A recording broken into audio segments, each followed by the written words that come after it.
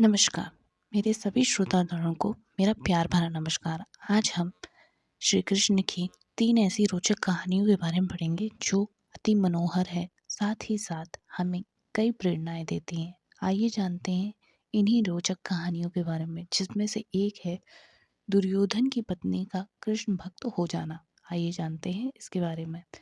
दुर्योधन की पत्नी का नाम भानुमति था। वे एक बहुत ही सुंदर लड़की थी और जब दुर्योधन के महल में श्री कृष्ण आए तब वह केवल सिर्फ 17 साल की थी। दुर्योधन ने एक षड्यंत्र रचा जिससे कृष्ण को नशे की हालत में लाकर उससे कोई वादा लिया जा सके। उसने इसके लिए सभी तरह की व्यवस्थाएं की और इस बात का खास ख्याल रखा कि भोज में खूब अच्छी मात्रा में शराब भी हो। दुर्योधन के दोस्त भी आए।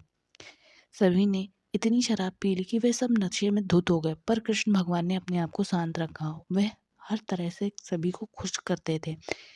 इतने सारे हंगामे में भानुमति ने भी कुछ ज्यादा पी ली, जितनी वह पी सकती थी उससे कहीं ज्यादा।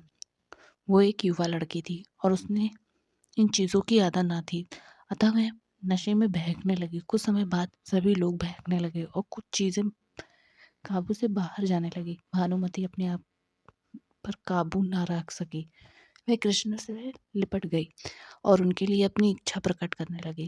कृष्ण ने उसे किसी शिशु की तरह संभाला। वे समझ गए थे कि स्थिति खराब हो चुकी है। वे समझ गए कि भानुमति ने अगर अब कुछ गलत किया तो वह बाद में संभाल नहीं पाएगी और हस्तिनापुर की रानी का गौरव कलंकित हो जाएगा। इसलिए कृष्ण ने उसे महल के अंदर ले गए और उसे एक शिशु की तरह संभाल लिया। अतः वह उन्हें उनकी सास गांधारी के पास ले जाकर उनके कक्ष में उसके हवाले कर दिया। अगले दिन सुबह जब भानुमति को पता चला तो उसने कृष्ण के प्रति सम्मान और कृतज्ञता भरी आंखों से उनका नमन किया। साथ ही इस व्याख्या के बाद या इस कहानी के बाद वह पूरी तरह से कृष्ण भक्ति में लीन हो गई। बोलो जय श्री कृष्णा की जय। दूसरी कहानी, यह कहानी है सत्यभामा की कहानी, जो श्री कृष्ण की दूसरी पत्नी है। आइए जानते हैं इस कहानी को। सत्यभामा की कृष्ण की दूसरी पत्नी थी। वह एक बहुत ही घमंडी स्त्री थी। उसका यह मानना था कि वह सुंदर और सबसे अमीर स्थिति है, क्योंकि उसके पिता एक बहुत ही धनवान व्यक्ति थे। सत्यभामा जितने जौ रत्न आभूषण संपत्ति चाहती थी उसके पास थे। स्वाभाविक रूप से उसका घमंड उसकी एक बड़ी समस्या थी। एक बार कृष्ण के जन्मदिन के अवसर पे सत्यभामा ने सोचा कि वह सबको दिखाएगी कि वह कृष्ण से कितना प्यार करती है। तो उसने तय किया कि वह कृष्ण को वजन जितना सोना लेकर लोगों में बांट देगी। किंतु इसे तुलाभार कहते हैं। ये मंदिरों में भी होता है। लोग एक बड़ी सी तराजू में अपने वजन के बराबर का मक्खन, घी, चावल कुछ भी रखकर उन चीज़ों को लोगों में बांट देते हैं। नमक, चावल, सोना, दान जो भी आप दे सकते हो वो दे सकते हो। ये एक प्राचीन परंपरा संस्कृति का हिस्सा है। सत्यभामा ने तुलाभार की व्यवस्था की। लोग बहुत प्रभावित हुए, पर कृष्ण इन बातों का कोई असर नहीं हुआ। वे जाकर तराजू के एक पल्ले पर बैठ गए। सत्यभामा जानती थी कि उनका वजन लगभग कितना है। उसने उतना ही सोना तैयार कर रखा था, पर जब उसने सोना दूसरे पल्ले पर रखा तो कांटा जरा भी ना हिला। कृष्ण का पल्ला थोड़ा भी ऊपर न हुआ। ऐसा ही कुछ तब भी हुआ था जब कृष्ण एक शिशु थे। एक राक्षस ने आकर उन्हें ले जाना चाहा। तब कृष्ण ने अपना वजन इतना बढ़ा लिया था कि राक्षस वहीं गिर पड़ा और कृष्ण उसके ऊपर बैठकर उसे कुचलकर मार दिया था। इस क्रिया योग को एक ऐसा तरीका है जिससे योगी अपना वजन बढ़ा और घटा सकते हैं। ऐसी बहुत सी कहानियां हैं जिसमें ऐसे योगी जी ने पहाड़ के जैसे भारी वजन कर लिया। इस बार भी कृष्ण ने अपना वजन बढ़ाकर तराजू में बैठ गए थे। सत्यभामा ने उतना सोना पल्ले पर रख दिया था जितना उनके हिसाब से कृष्ण के वजन के बराबर था, पर कुछ हुआ नहीं। तब शहर के सभी लोगों ने ये घटना देखने के लिए आ गए। तब उसने अपने नौकरों से सारे गहने मंगवाए जो उसके पास थे। उसके बाद वह एक एक करके गहना डालती गई और सोच रही थी कि अब काम बन जाएगा, किंतु ऐसा कुछ ना हुआ। तब उसने वे सब कुछ रख दिया जो उसके पास था, किंतु पलड़ा जरा भी ना हिला। वह रोने लगी क्योंकि उसे ये सब बहुत शर्मनाक लग रहा था। सारा शहर देख रहा था। उसके पास अब पर्याप्त सोना नहीं था। वो जो हमेशा से अपनी संपत्ति के बारे में इतनी घमंड करती थी, आज उसके पास पर्याप्त सोना ना था। उसे समझ नहीं आ रहा था कि वह क्या करे। तब उसने रुक्मणी की ओर देखा, जिनसे वह बहुत जलती थी और परेशान रहती थी। उसने रुक्मणी से पूछा, अब मैं क्या करूं? क्योंकि ये बात सिर्फ मेरे लिए नहीं परंतु तुम्हारे और हम सबके लिए शर्मजनक है। मैं क्या करूं? तब रुक्मिणी बाहर आई और तुलसी के 3 पौधे के पत्ते उठा लाई। जैसे ही उन्होंने तुलसी के 3 पत्ते तराजू पे रखे, दूसरे पल्ले पर रखे, कृष्ण जी का पलड़ा ऊपर उठ गया। इससे हमें यह पता चलता है कि प्रेम केवल धन या घमंड की वस्तु नहीं है। ये एक समर्पण का भाव है। जिसके अंदर होगा कृष्ण उसी के होंगे। बोलो जय श्री कृष्णा की जय। आइए बात करते हैं अंतिम कहानी की, जिसमें है श्री कृष्ण के सिरदर्द का इलाज। यह एक बड़ी ही रोचक कहानी है।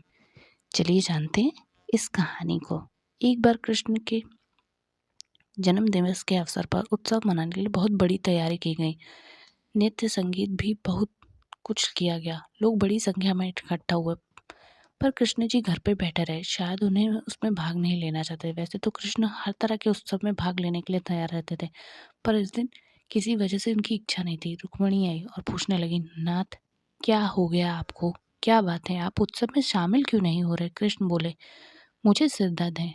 यह हमें मालूम नहीं कि उनका ये सिर दर्द वास्तविक था या वाकई वो कोई स्वांग रच रहे थे, किंतु किसी को ये बात समझ में नहीं आ रही थी। कृष्ण बोले, कोई जो वाकई में मुझसे प्यार करता हो वह अपने पैरों की धूल अगर मेरे सिर पर मल दे तो मैं ठीक हो जाऊंगा। रुक्मिणी बोली, हमें वैद्य को बुलाना चाहिए। तो वैद्य आए, उन्हें हर तरह की दवाइयाँ दी। कृष्ण बोले, नहीं, ये सब चीज़ें मुझ पर असर नहीं करेंगी। तो उन्होंने पूछा, तो हमें क्या करना चाहिए? तब तक बहुत सारे लोग इकट्ठा हो गए थे। सत्यभामा आई, नारद आए, हर कोई परेशान था। क्या हो गया? कृष्ण को सिर दर्द है, हम उन्हें ठीक करने के लिए क्या करें? कृष्ण बोले, कोई जो मुझे वाकई में प्यार करता हो वो अपने पैरों की धूल अगर मेरे सिर पर मल दे तो मैं ठीक हो जाऊंगा। सत्यभामा बोली, ये क्या बात हुई? मैं आपसे बहुत प्यार करती हूँ, पर मैं ये नहीं हो सकता कि मैं अपने पैरों की धूल लेकर आपके सिर पर मल दूँ। हम ऐसा नहीं कर सकते। रुक्मिणी रो रही थी, हमें ये कैसे कर सकते हैं? ये तो आपका अनादर होगा, अपमान होगा। हम ये नहीं कर सकते। नारद जी भी पीछे हट गए। मैं ऐसा कुछ नहीं करना चाहता। आप स्वयं भगवान हैं। मुझे नहीं मालूम कि इसमें क्या रहस्य है। पता नहीं इसमें कौन सा जाल होगा। मैं अपने पैरों की धूल आपके सिर पर रखूंगा तो हमेशा की नरक की आग में जलूंगा। मैं ऐसा कोई काम नहीं करना चाहता। चारों ओर बात फैल गई। हर कोई सख्ती में था। हम ये काम नहीं कर सकते। हम उनसे बहुत प्यार करते, पर ऐसा करने से हम नरक नहीं जाना चाहते। उत्सव मनाने के लिए लोग कृष्ण का इंतजार करते, पर कृष्ण अपना सिरदर्द लेकर बैठे थे। तभी ये बात वृंदावन तक पहुंची। गोपियों को मालूम पड़ा कि कृष्ण को सिर दर्द है। तब राधा ने अपनी साड़ी का एक पल्लू फाड़कर जमीन पर बिछा दिया और गोपियां उस पर नाचने लगी। उन्होंने फिर वो पल्लू नारद को देकर कहा, इसे ले जाइए और कृष्ण के सिर पर बांध देना। नारद वो धूल भरा पल्लू ले आए और कृष्ण के सिर पर बांध दिया। कृष्ण जी का सर दर्द तुरंत ठीक हो गया। कृष्ण हमेशा से स्पष्ट रूप से बताया है कि उनके लिए कौन सी चीज़ सबसे ज़्यादा महत्वपूर्ण है। हालांकि वे राजाओं के साथ घूमते थे, बहुत से भेंट किए गए, पर उन्हें वह प्रिय नहीं थे। सच यह है कि सच्चा निस्वार्थ प्रेम ही कृष्ण को पा सकता है, जो गोपियाँ, राधा व उसके सारे लोग करते थे। अतः ये कहानी हमें ये प्रेरणा देती है कि भगवान केवल भाव के भूखे होते हैं, बाकी किसी चीज़ के नहीं। बोलो जय श्री कृष्णा की जय।